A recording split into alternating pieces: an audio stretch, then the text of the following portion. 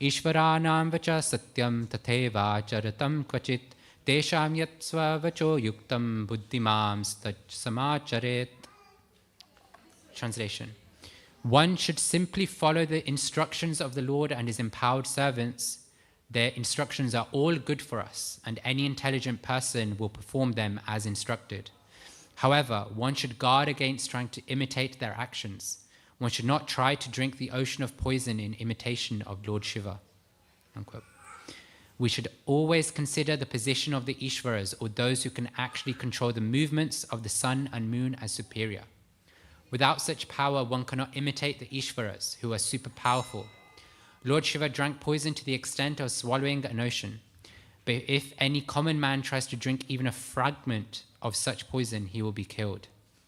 There are many pseudo-devotees of Lord Shiva who want to indulge in smoking ganja, marijuana, and similar intoxicating drugs, forgetting that by so imitating the acts of Lord Shiva, they are calling death very near. Similarly, there are some pseudo-devotees of Lord Krishna who prefer to imitate the Lord in his Rasa Leela, or dance of love, forgetting their inability to lift Govardhan hill. It is best, therefore, that one not try to imitate the powerful, but simply follow their instructions. Nor should one try to occupy their posts without qualification. There are many incarnations of God without the power of the Supreme Godhead. So before we start speaking or discussing a verse, we like to invoke prayers, invoke the blessings of the acharyas, blessings of the gurus, of the spiritual leaders who gave us this wisdom from time immemorial. So if you know the prayers, please do sing them along with me. Om Ajnanatimirandasya Gyananjana Shalakaya Chakshurun Militam Yena Tasmai Shri Gurave Namaha Shri Chaitanya Manobishtam Stapitam Yena Bhutale Swayam Rupa Kadamayam Dadati Swapadantikam Vandeham Shri Guru Shri Utapadakamalam Shri Gurun Vaishnavamascha Shri Rupam Sagrajatam Sahagana Raghunatanvitam Tam Sajivam Sadhavaitam Savadutam Parijana Sahitam Krishna Chaitanya Devam Shri Radha Krishna Padan Sahagana Lalita Shri Vishakhanvitamascha He Krishna Karuna Sindhu Dinabandhu Jagatpate Gopesha Gopika Kanta Radhakanta Namostate Tapta Kanchana Gaurangi Radhe Vrindavaneshwari Vrishabhanu Sute Devi Pranamami Hari Priye Vancha Kalpatarubhyascha Kripa Sindhyubhe Evacha Patitanam Pavnebhyo Vaishnavebhyo Namo Namaha Namo Vishnu Padaya Krishna Prishtaya Bhutare Shrimate Bhaktivedanta Swami Nityanamine Namaste Saraswati Deve Gauravani Pracharine Nirvishesha Shunyavadi Paschatya Deshatarine Jai Shri Krishna Chaitanya Prabhu Nityananda Shri Advaita Gadadhara Shivasadi Gaura Bhakta Vrinda Hare Krishna Krishna Krishna Hare Hare Hare Rama Rama Rama Hare Hare Shpapad Ki Jai Mukum Kuriti Vachvam Pangum Nagati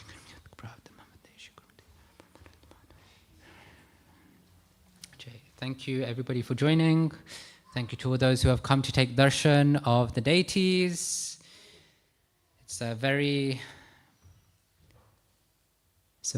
fortunate thing that we're able to take darshan of the deities, and it's even more fortunate when we sit down and listen to the words of Krishna, the words that Krishna has spoken in the Bhagavad Gita, the words that Krishna has given to us in the form of his activities like the Srimad Bhagavatam, and in the form of Krishna's words that he's given in the activities of his devotee pastimes like the Chaitanya Charitamrita. How many of you know the deities that are sitting right in the middle between Sitaram, Lakshmana, Hanuman and Radha Gokulananda? How many of you know who the deities are? The small two deities just right in the middle. Okay, a few? What about the rest? Ever thought of what their names are? Krishna Balaram? Or who else? What's their specific form called? Chaitanya Mahaprabhu and Gauranitai. So Chaitanya Mahaprabhu and Nityananda Prabhu. So these are the forms of the Lord as when he came 500 years ago in the form of a devotee. to showcase to us what it means to be a devotee. All of us in this room, we come to take darshan of the deities because we're bhaktas, we're devotees of the Lord. We believe that Krishna is there. We have faith in the Lord as being there. But just to enhance that faith, just to show us how to live life with that faith, Gaur Nitai came. Why am I mentioning this? Actually, it's not in my notes. I didn't mention this in my notes. But it's nice to know who the Gaur Nitai deities are. I was singing in Kirtan earlier today, and I just briefly saw a mother and a daughter, where the daughter was going like, oh, who are they in the middle? Just pointing at the deities in the middle. So I thought it would be nice to recognize them.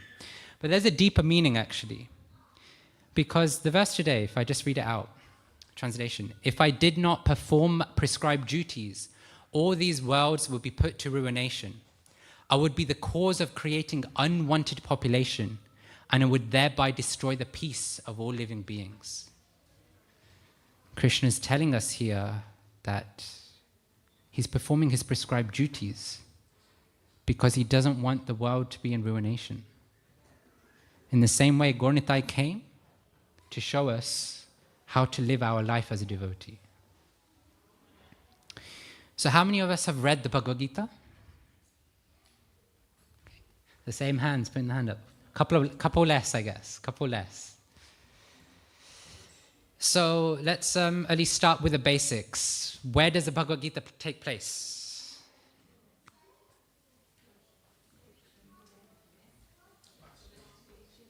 Kurukshetra. What is Kurukshetra? As in, like, is it a temple? Is it a battlefield? A battlefield. So the Bhagavad Gita, the book that Prabhu now has in his hand, was spoken on a battlefield. Strange, no? Where there's a conversation taking place. I mean, a book means a conversation. A conversation is taking place on a battlefield. The war starts with the Pandavas and the Kauravas. They're cousins, right? Pandavas are one set of cousins and the Kauravas are another set. And here we have a conversation taking place just moments before the war starts. It's described it took between 45 and 48 minutes to speak this conversation, right? And if we try to recite the whole Bhagavad Gita today, it will take us about 2 hours. So we can understand something very different is taking place here. And specifically in chapter 1, there's 18 chapters. In chapter 1 specifically, we see that this kind, compassionate, pious Arjuna from the Pandava side is going to Krishna, who's his charioteer, the one who's riding the chariot. He's going, I want to see who's on the opposite side of the army. Please take the chariot in the middle of the army so I can just see who the enemies are. So Krishna follows. He follows the direction he's been given. And he goes, okay, we're in the middle now. Now what? So Arjuna's looking at the armies on the opposite side and he sees, what does he see? He sees his family members. He sees his friends. He sees his well-wishers on the opposite side of the army. And now he's thinking, but they're my own people. I can't kill them. Why am I fighting this war? They're my own people. So as he's contemplating, as he's thinking about this, he's coming up with 4 reasons for why he shouldn't fight. And he tells Krishna these, like, I shouldn't fight. Why? Number 1, out of compassion. He's seeing that these are all my people, and what's going to happen on a battlefield? Well, naturally, people are going to die. They're going to leave their body.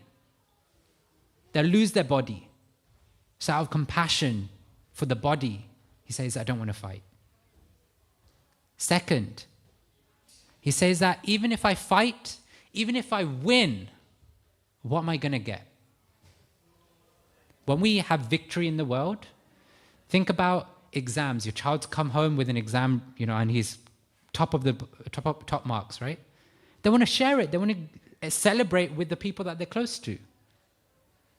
But here, if Pandavas win or the Kauravas win, if Arjun wins, The people he wants to celebrate with are no longer there. So why would he? Why would he want to fight? Third reason, killing accrues sin. Right? It's a sinful act to kill, which is why we don't, ahimsa is the thing, right? Which is why we don't kill. So he's like, if I fight, that means fighting means I have to kill. If I kill, then that means I get sin. So I don't want sin. But the fourth thing he mentions is talking about the harmful effects on a dynasty being destroyed, the harmful effects of destroying a family. He goes through, in a couple of verses, he goes through a progression on what it means for a harm to come to the family. When a dynasty is destroyed, then family traditions stop, because there's no more lineage to kind of let it pass down. When family traditions stop, then irreligion rises. People no longer follow the religious codes. When irreligion rises, then what happens? Women become polluted. And when women become polluted, unwanted progeny takes place. So like this, he gave four solid reasons for why he shouldn't fight. And in chapter 2, when Krishna starts speaking, he actually blasts through 3 of those reasons very quickly. So the first reason was what? Compassion. Compassion for the body. So what does Krishna say in return? You're not this body, you're a spirit soul. Even if you leave the body, you still live on. So the real compassion is for the soul, not for the body. The second thing, what's the second thing he said? Second argument. Okay, let's go with that one. Accruing sin, if I can speak. Krishna says, okay, you're thinking about the sin of killing, but what about the sin of not performing your duty? He was a Kshatriya, Arjuna was a Kshatriya, it was his duty to fight. What about that sin? Third reason? Yes, that he won't enjoy the victory. So Krishna goes, actually, happiness, distress, enjoyment, sadness, we have to transcend these things. We have to think beyond those. One flickering moment of happiness and the next 5 hours of distress. Everything, no? I saw you smile. I think you have experience of this. All of us do, actually. We want that car, and to get that car, that brand new car, £50,000, we go to work for a whole year for a car, one car. How much distress do we put ourselves in just for a car? We spend our whole life just to pay off the mortgage on a house that we leave in the end anyway. For a small amount of happiness, we actually put our life through so much. Isn't it? Your parents put you through school. How distressful is that? So Krishna goes through three of the items in chapter 1. And in chapter 3, we start speaking about Karma Yoga. Krishna starts talking about Karma Yoga. And specifically in this verse, he addresses the 4th point from Krishna. What was the 4th point?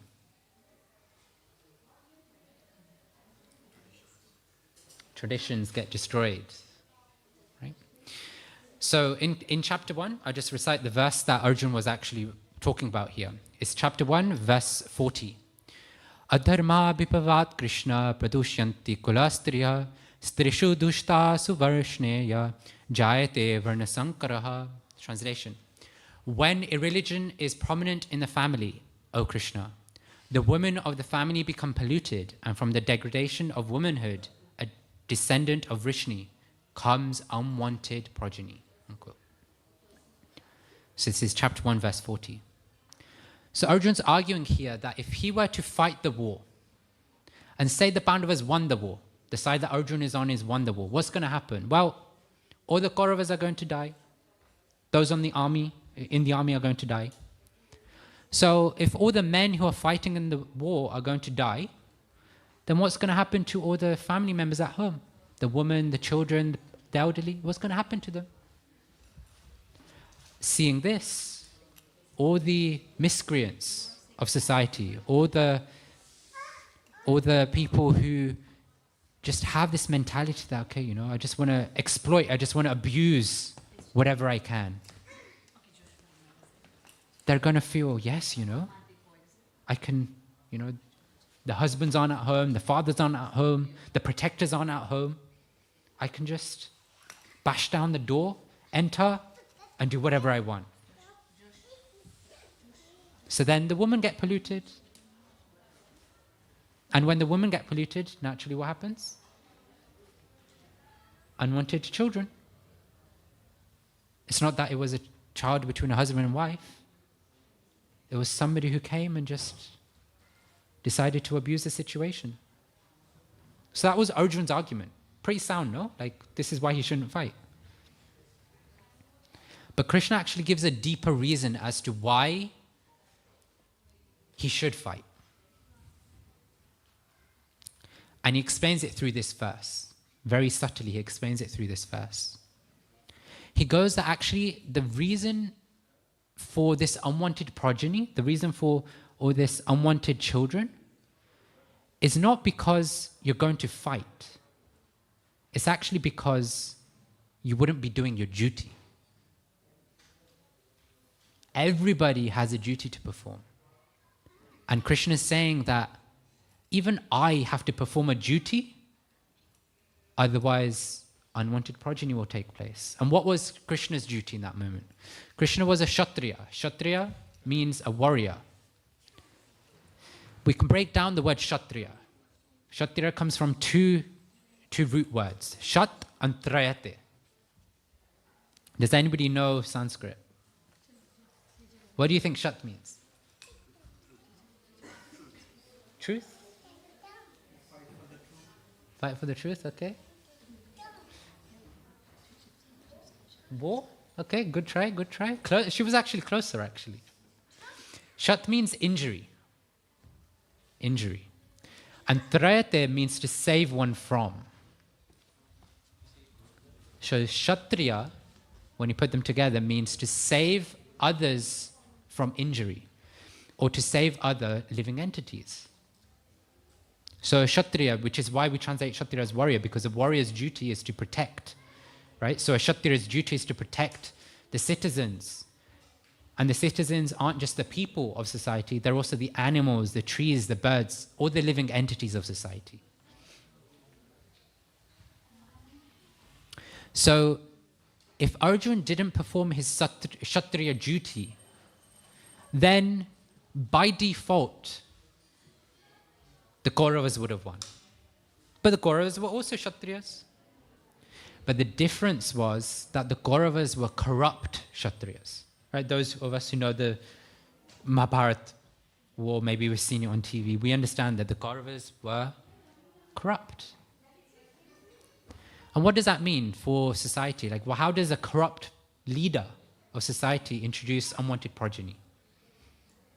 Well, naturally, we can see that if the leaders are corrupt, then all the corrupt people of society feel like we have a free pass to do some, dirty business.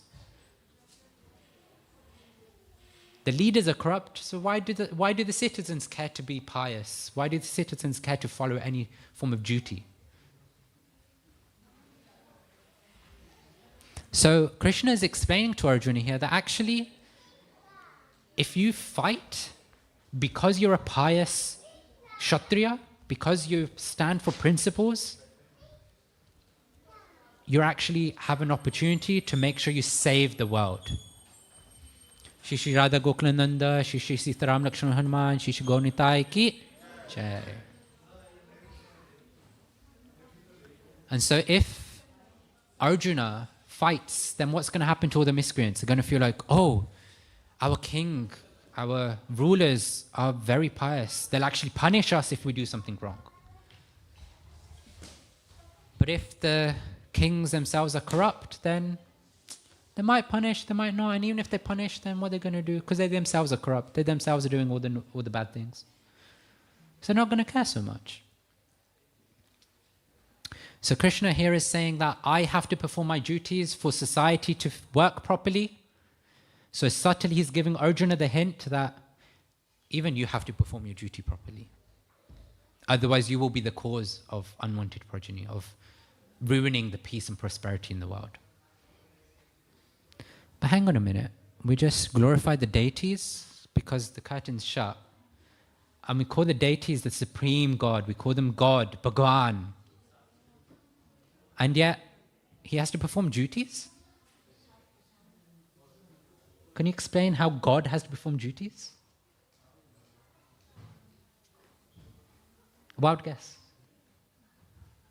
No?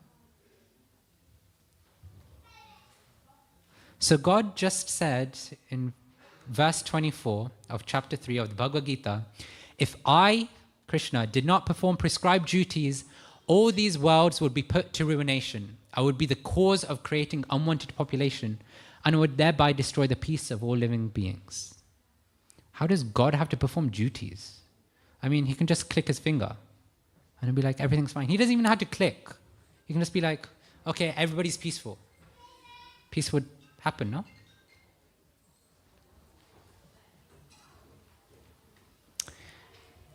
So Krishna comes into the world for different reasons, right? And one of the reasons that he comes is to lead by example. There's a very famous verse, I'm sure most of us in this room would know it. So if you know it, then please do say it with me. Yada yada hi dharmasya bharata abhyuthanam dharmasya tadatman shijamyaham.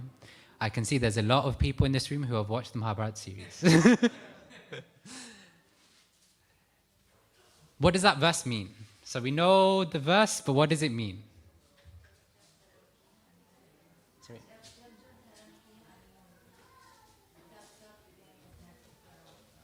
Yeah.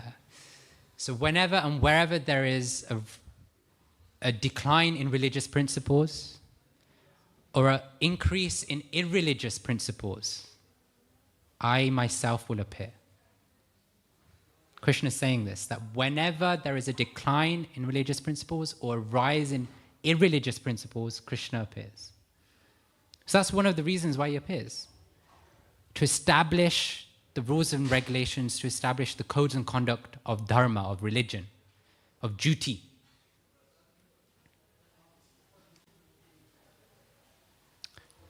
But he's Bhagwan. In the Brahma Samhita, Brahma calls him Ishvara Parama Krishna. He calls Krishna Ishvara Parama, which means the topmost Godhead. We translate it as the Supreme Personality of Godhead. In the Bhagavad Puran, it said, Krishnastu Bhagwan Swayam. Krishnastu Bhagwan Swayam. Krishna, you are the source of the incarnations. You are the Supreme God. Like this, different scriptures call out Krishna as the Supreme God. And here he is coming to re-establish the principles of religion. Such a kind, compassionate person he is. And how does he establish his rules, the rules of religion? Well, those of us in the corporate world, we understand that there's something called leadership. And what do we want the leaders to do? One of the things is to lead by example, right? And Krishna understood this, that a leader, somebody, if he's coming to establish the rules of religion, he has to lead by example. He himself has to showcase what it means to be religious, what it means to practice the codes of religion, what it means to practice the codes of dharma. So this is Krishna himself coming to showcase to us what it means to follow religious principles. He wants to establish them. In order to establish them, he recognizes that he has to practice them. He has to give them. So, when we look at the leaders of today, the Rishi Sunak of today, or the Boris Johnson of the not so recent today, we look at them and we see that the same nature is there, that we want them to lead by example also. If Rishi Sunak today came out with a brand new law, you know, he got on the stage and went, okay, I'm bringing out a new law, and the next moment he himself didn't follow the law, what would happen?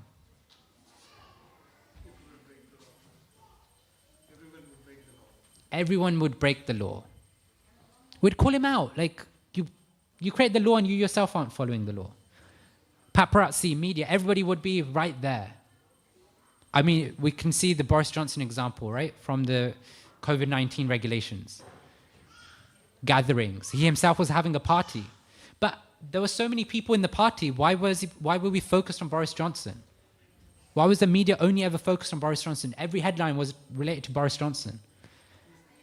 He's the leader. There were so many people in the party. Even Rishi Sunak was in the party, but at the time he wasn't prime minister, which is why nobody really cared. But Boris Johnson was the leader, which is why focus was on him. And here in the Bhagavad Gita, we're talking about the Supreme Personality of Godhead, Krishna himself. If Krishna doesn't follow his own religious practices, his own codes of religion, then what hope do we have? We will be like, Krishna does this. He doesn't follow it. Why do we follow it? Common phrase in modern society, right? A great leader does not tell you what to do. A great leader shows you how to do it.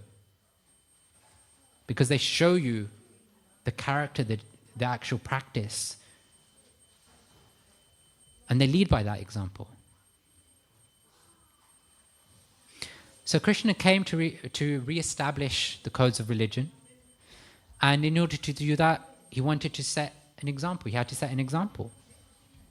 That's the only reason why he actually has to follow religious principles. Because he's the Supreme Lord. He's control of everything. In the Isha Upanishad, it's described, Isha Vasyamidam Sarvam Yat Kincha Jagatyam Jagat. Whatever moving, whatever is not moving. Whatever we see, whatever we don't see. It's all controlled and owned by Krishna, by the Supreme Lord.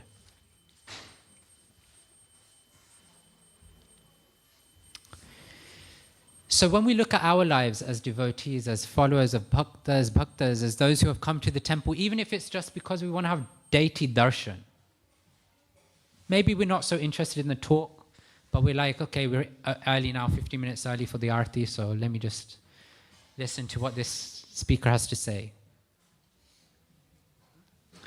But we can see, we can think, okay, Krishna, we have some faith in Krishna. What does Krishna want from us? He himself came to establish the codes of religion. Are we following those codes of religion that he set out? Many of us will say we do. Some of us will understand that we don't. But how do we get that understanding on whether we're actually following what Krishna wants from us?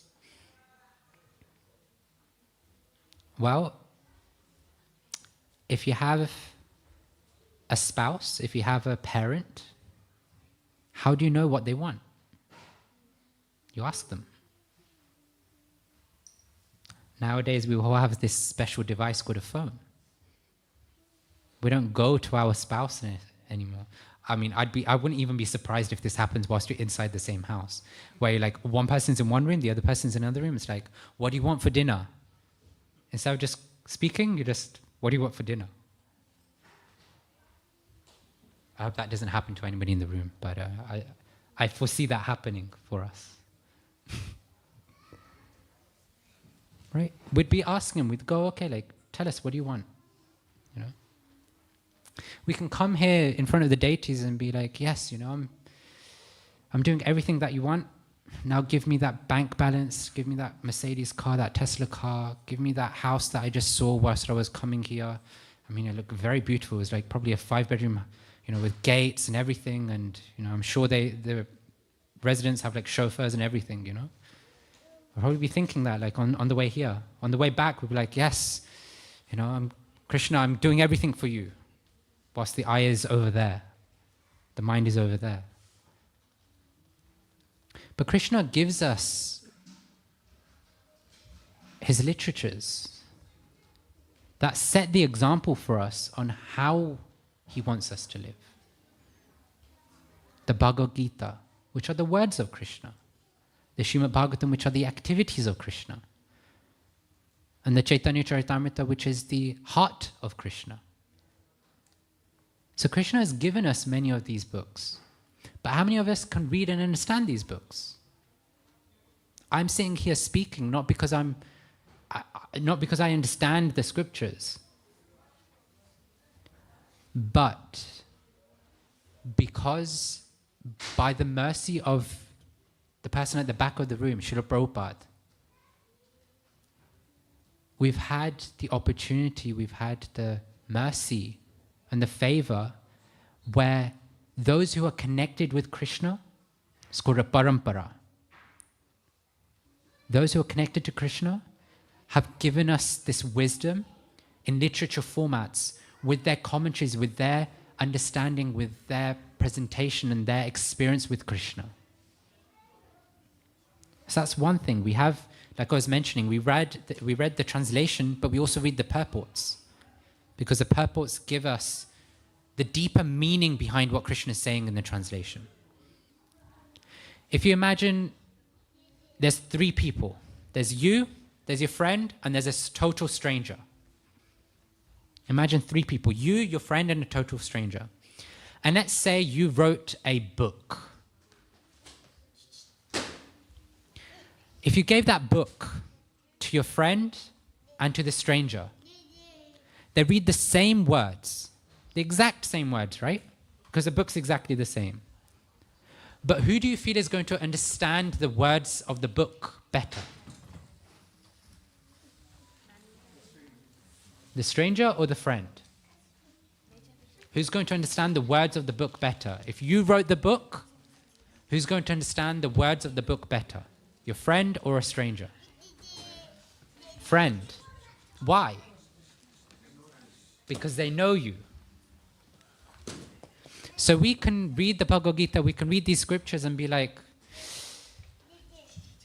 Krishna is talking about karma yoga. Krishna is saying we should just do our duty, go to work, come home, serve our family, and that's it. That's our duty done. But is that what Krishna is actually saying? How closely connected to Krishna are we? That we actually can say that, yes, we've understood Krishna's heart. If we want to understand Krishna's heart, we have to go to somebody who is connected to Krishna's heart, who has really spent their life dedicated to Krishna. That's where the sadhus come in. That's where Guru comes in.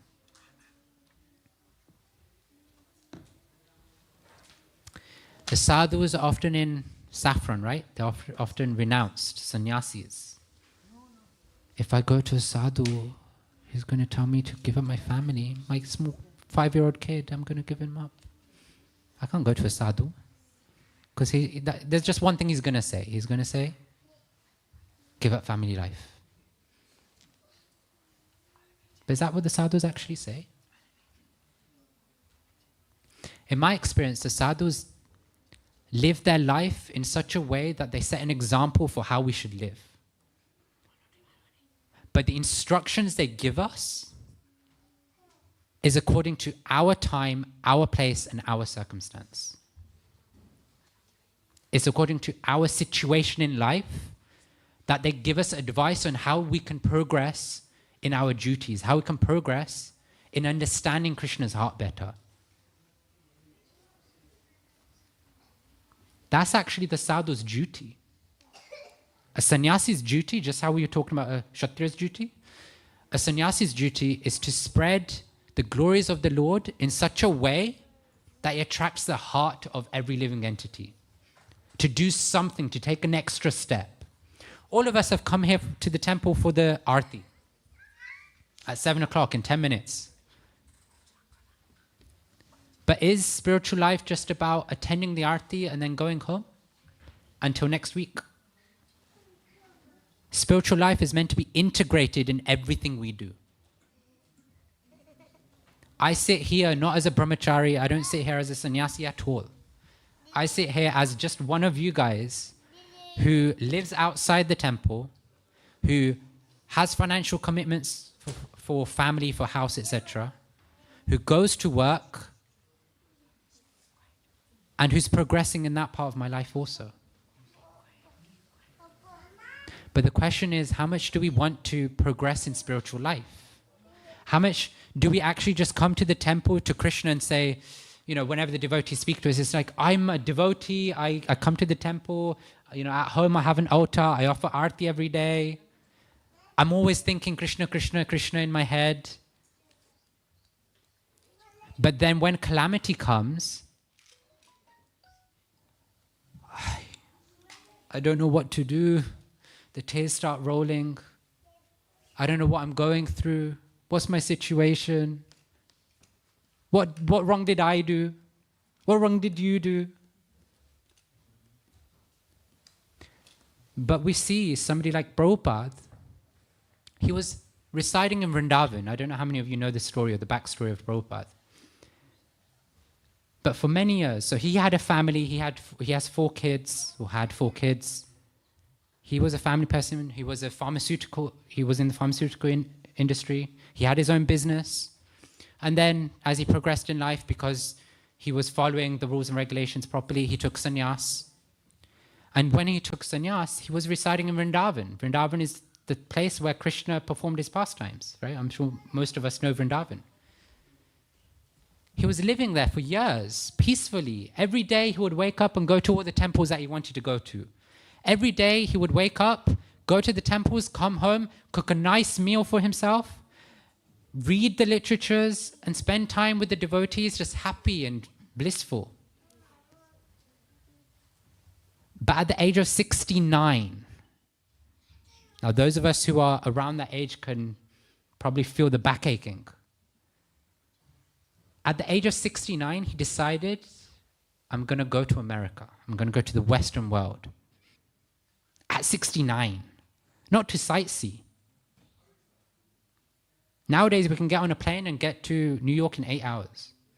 Back then, he took a Jaladuta cargo ship, which took 6 months of travel by sea.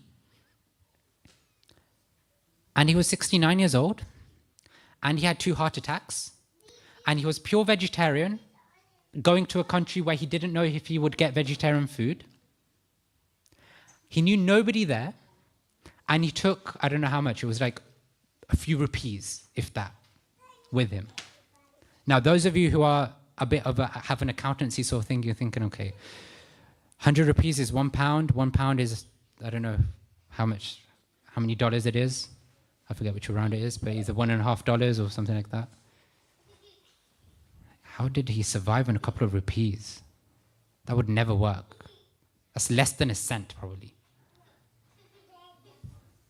But he did that to set the example that this is what an acharya does. This is what somebody who actually has faith in Krishna does. They don't look at themselves. They think about, okay, what is my duty? And his duty as a sannyasi, his duty according to his spiritual master, was to come to the Western world and preach Krishna consciousness, was to spread Krishna's name and fame, glory, was to spread the words of the Bhagavad Gita.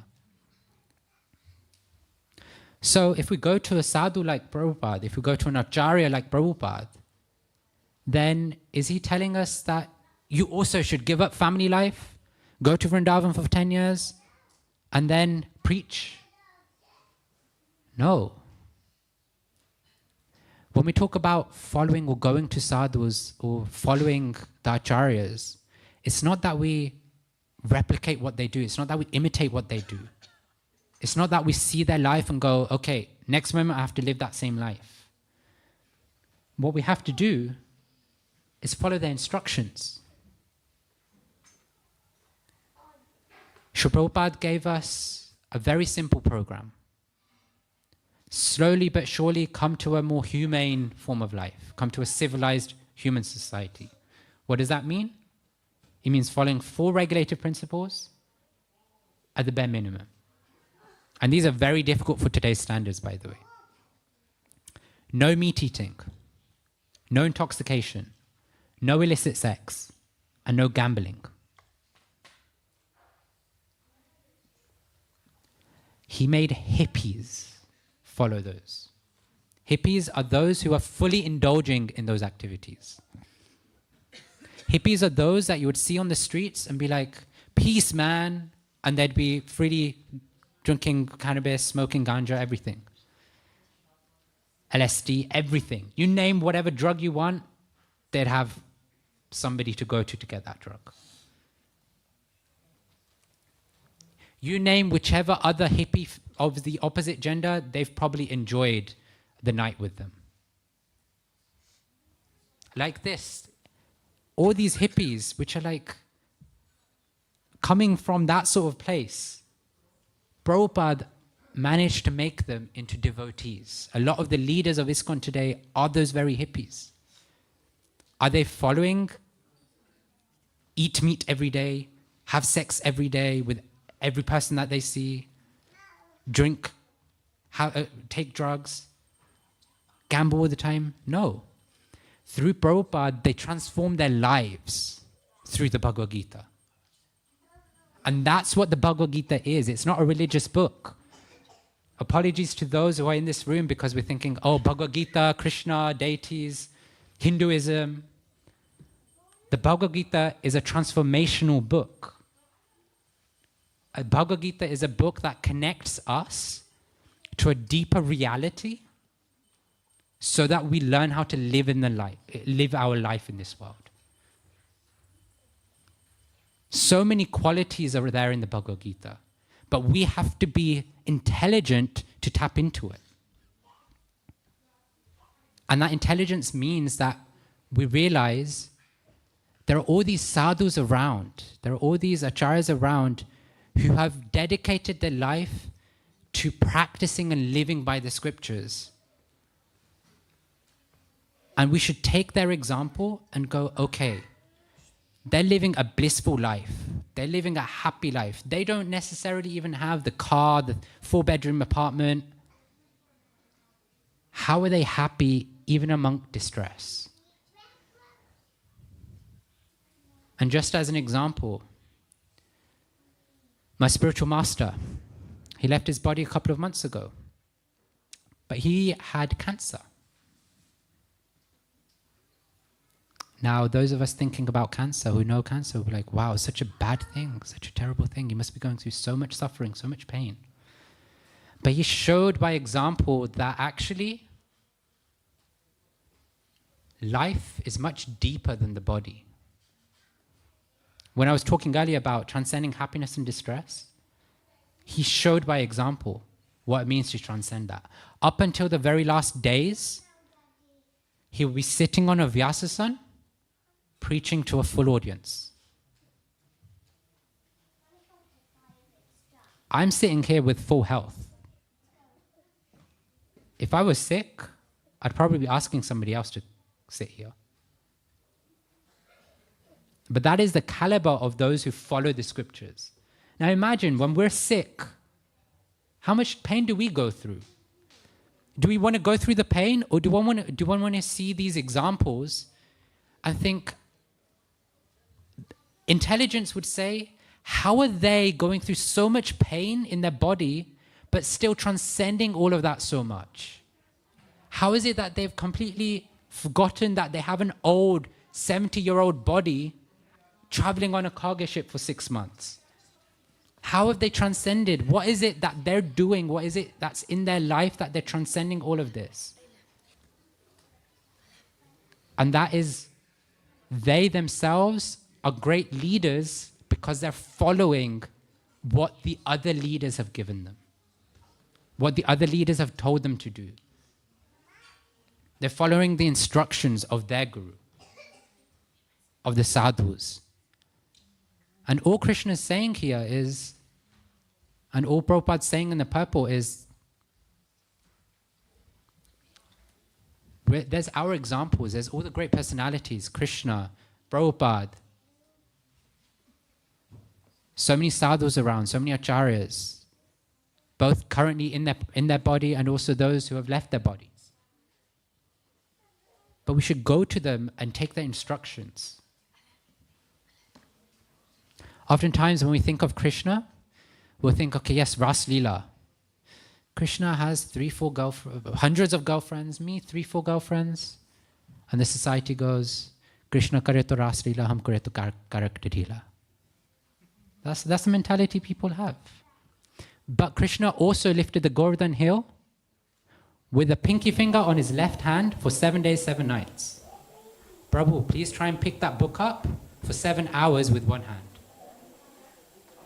You won't be able to do it. We'll get tired. I know I'll get tired after 15 minutes. I probably won't even last 15 minutes picking a book up.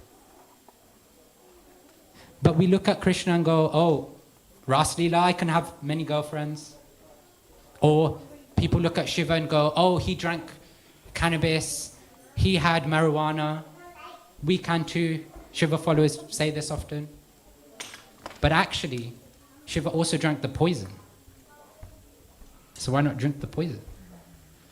Anyway, I heard the conch, but so much can be said on the Bhagavad Gita. But please do, if you take one thing away, then please do take that one thing, which is that if you look at the sadhus, if you look at those spiritual leaders who are really living their life according to the scriptures, you can observe that they are living life blissfully. Inquire, try and understand what is it that they have and you don't. Hare Krishna, Krishna Krishna, Hare Hare, Hare Rama, Rama Ram, Hare Hare. Shri Prabhupada ki Jai.